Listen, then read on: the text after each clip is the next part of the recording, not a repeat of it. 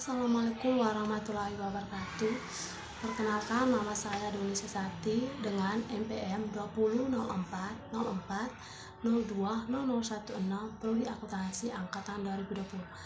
Pada kesempatan ini saya akan menjelaskan sedikit tentang organisasi sektor publik.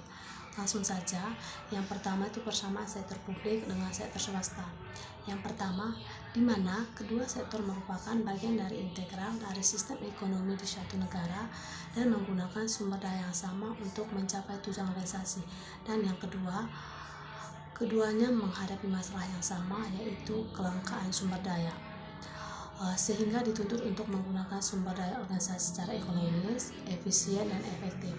Dan yang ketiga itu proses pengendalian manajemen, termasuk manajemen keuangan, pada dasarnya sama di kedua sektor, sehingga sama-sama membutuhkan informasi yang handal dan relevan. Dan yang terakhir itu di mana kedua sektor terikat pada peraturan perundangan dan ketentuan hukum lainnya yang disyaratkan. Selanjutnya itu definisi organisasi sektor publik itu sendiri merupakan penyedia barang publik, di mana barang publik merupakan komoditas non-rivalry dan non-exclusivity yang diperlukan dalam rekayasa struktur sosial yang menjembatani masyarakat di struktur ekonomi tertentu untuk mempunyai kekuatan ekonomi. Dan selanjutnya itu karakteristik utama organisasi sektor publik. Yang pertama, dijalankan tidak mencari keuntungan finansial, melainkan untuk mencari suatu misi atau tujuan tertentu. Dan yang kedua itu dimiliki secara kolektif oleh publik. Dan yang ketiga itu kepemilikan atas sumber daya tidak digambarkan dalam bentuk saham sehingga tidak dapat diperjualbelikan. Dan yang terakhir itu keputusan-keputusan yang terkait dengan kebijakan maupun operasi seringkali didasarkan pada konsensus. Dan selanjutnya itu jenis-jenis organisasi sektor publik. Yang pertama itu instansi pemerintah, yang terdiri dari pemerintah pusat dan pemerintah daerah. Pemerintah pusat itu terdiri dari kementerian, lembaga, dan badan negara. Sedangkan pemerintah daerah itu yang terdiri dari SKPD.